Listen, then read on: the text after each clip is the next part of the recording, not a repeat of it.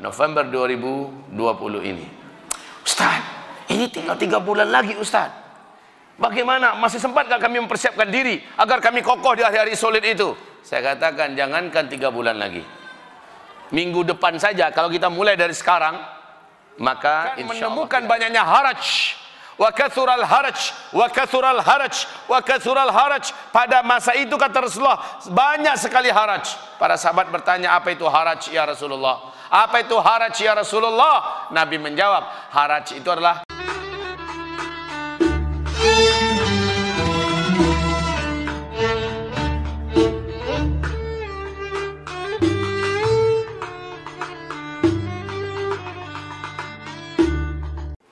Assalamualaikum warahmatullahi wabarakatuh.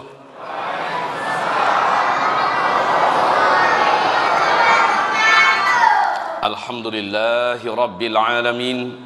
Ma'asyiral muslimin yang kami muliakan, ahlan wa sahlan, ahlan wa marhaban fi sanatil hijriyah al-jadidah. Sejak dari 1440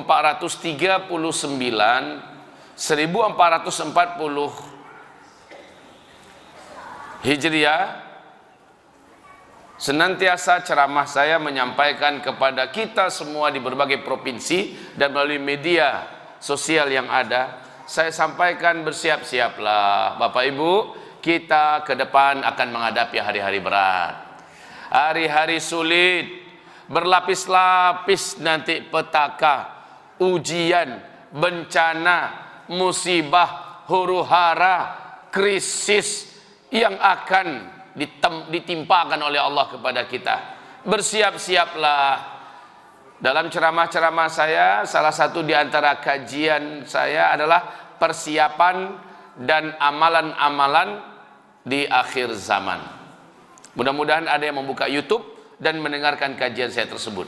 Persiapan dan amalan-amalan akhir zaman.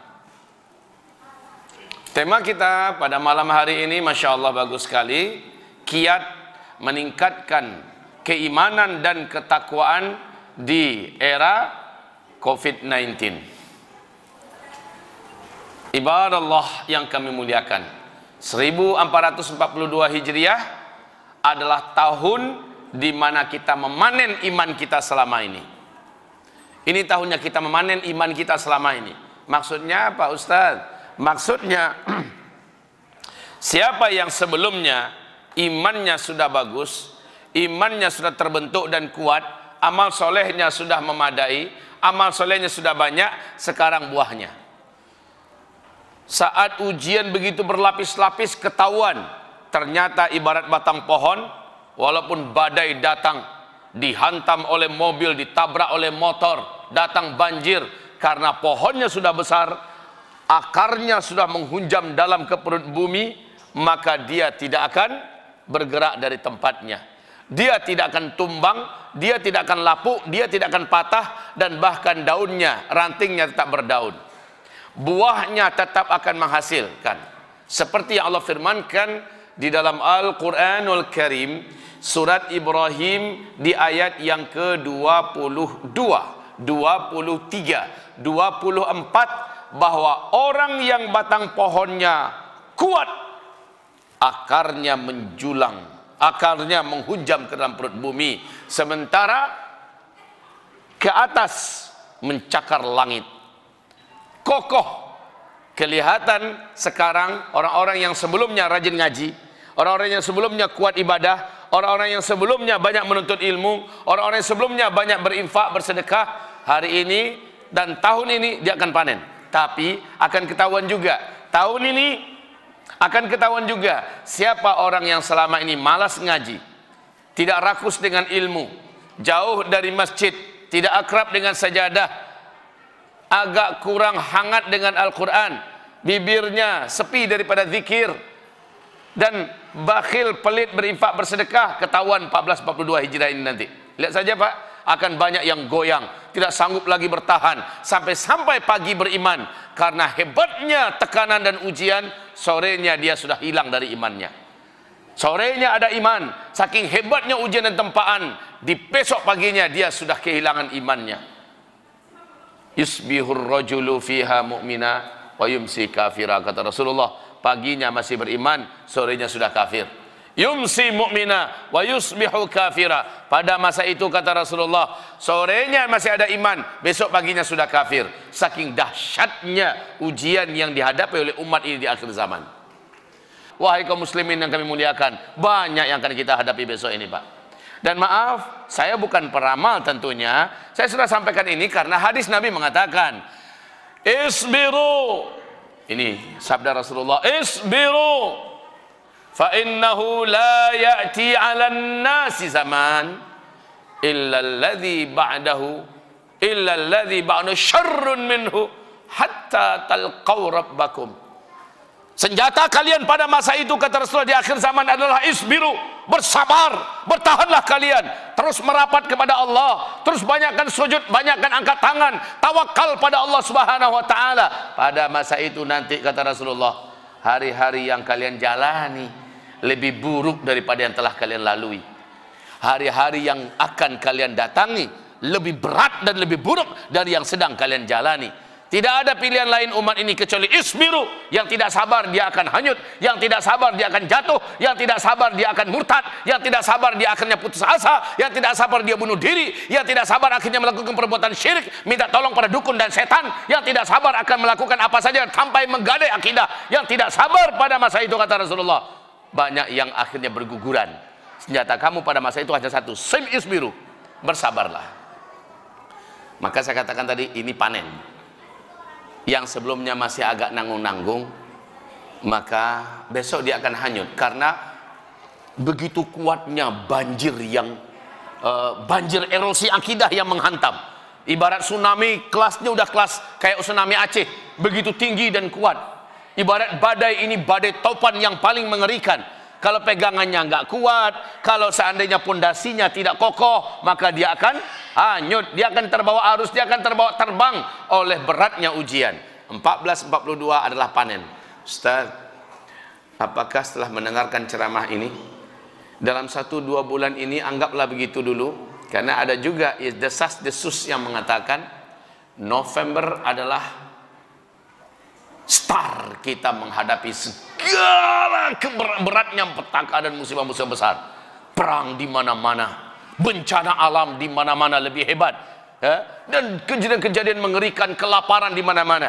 November 2020 ini, Ustaz, ini tinggal 3 bulan lagi Ustaz. Bagaimana? Masih sempat gak kami mempersiapkan diri agar kami kokoh di hari-hari sulit itu? Saya katakan jangankan 3 bulan lagi, minggu depan saja kalau kita mulai dari sekarang, maka insya Allah tidak ada yang terlambat. Yang susah itu Pak, yang nggak mulai-mulai, ini yang paling susah. Nganggap masih aman, alah besok-besok lo dikaji, nah jalan kini dulu kok.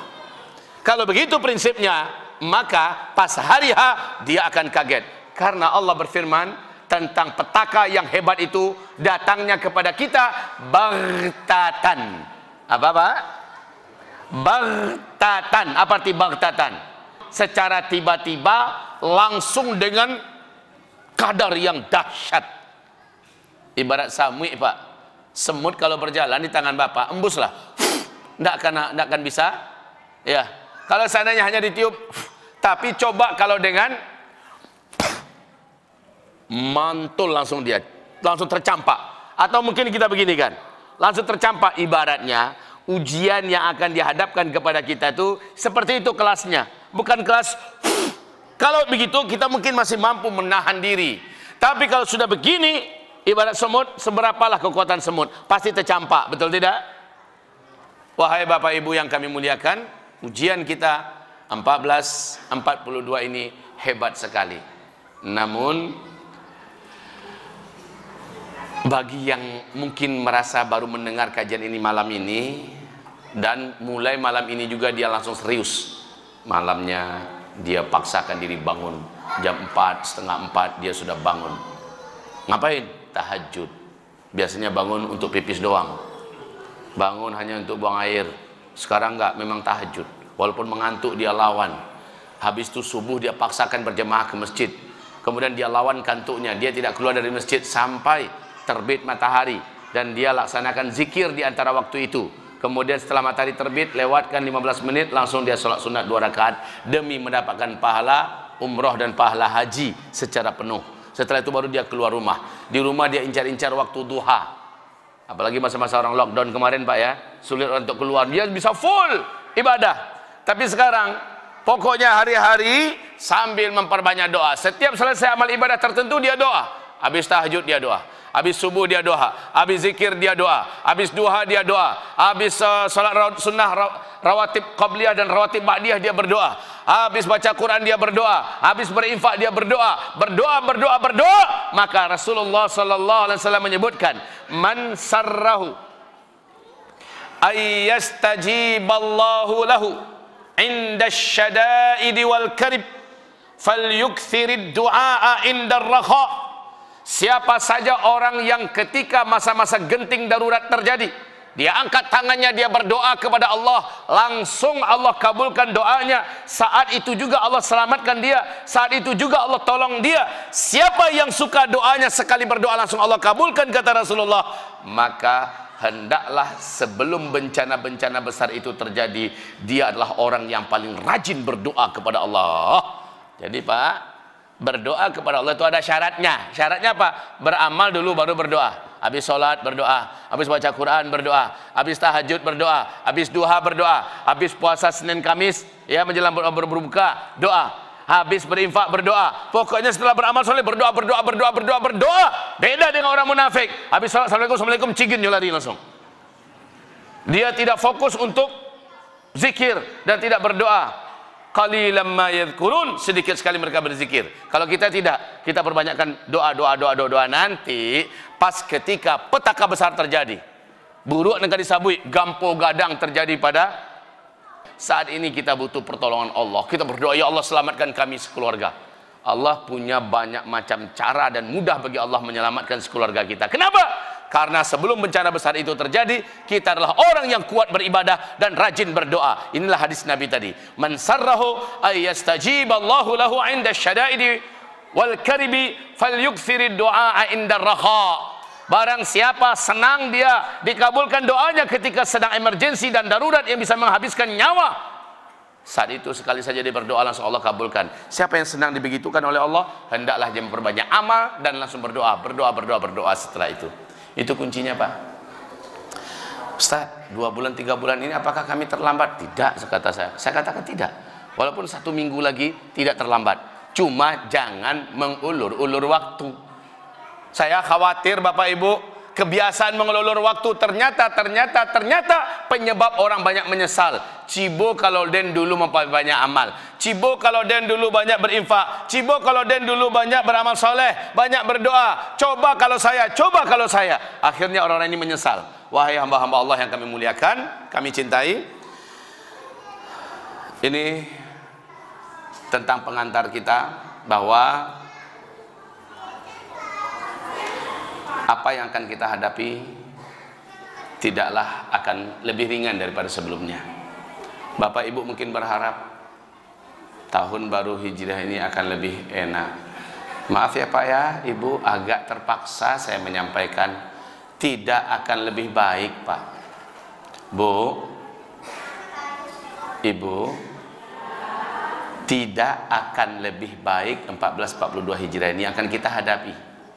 Kesulitan hidup, bencana, fitnah, kegaduhan, huru-hara, petaka, musibah-musibah, penyakit-penyakit, perang, kehancuran ekonomi, krisis makanan, krisis moral akan terjadi di mana-mana, dan ini berat. Lihat saja apa yang saya sampaikan di tahun yang lalu. Sebelum Covid ini datang, saya sempat ngaji lagi di daerah Pekanbaru. Sekarang terjadi. Apa yang saya sampaikan sekarang, insya Allah tahun ini 1442 Hijri akan terjadi Pak. Rasulullah bersabda, di akhir zaman hujan akan mendatangkan bencana-bencana. Hari inilah dia kejadiannya Pak. Bencana-bencana di Tiongkok, bencana-bencana di India, ini dari hujan ya, bencana-bencana di Jepang, bencana-bencana di Vietnam, ini banjir semua. Bencana-bencana di negara Eropa, banjir. Hujan datang ternyata bukan membawa rahmat, tapi membawa musibah, kata Rasulullah. Juga Rasulullah pula yang bersabda sallallahu alaihi wasallam, bahwa nanti kalian semua pada masa itu akan menemukan banyaknya haraj. Wa kathural haraj. Pada masa itu, kata Rasulullah, banyak sekali haraj. Para sahabat bertanya, apa itu haraj ya Rasulullah? Apa itu haraj ya Rasulullah? Nabi menjawab, haraj itu adalah pembunuhan di mana-mana, perang di mana.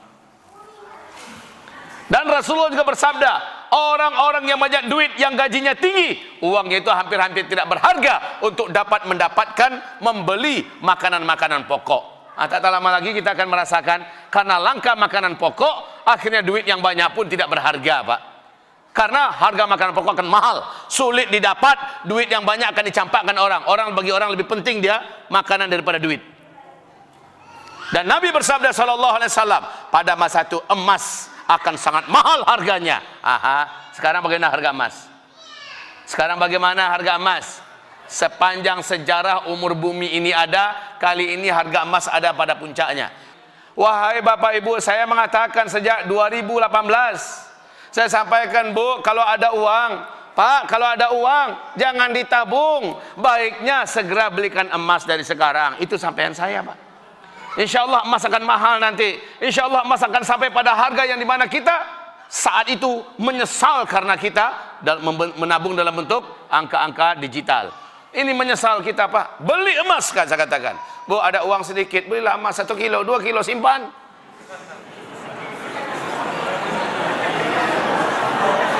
Itu 2018 saya sampaikan. Kalau terlalu berat, nggak apa-apa. Bu, ada duit sedikit, Pak, ada tabungan, ambil, emaskan, walaupun hanya 1 gram, 2 gram. Kalau 1 kilo, 2 kilo keberatan, udah nggak apa-apa, 1 gram, 2 gram. Ada uang lebih-lebih sedikit, belikan 1 gram, 2 gram.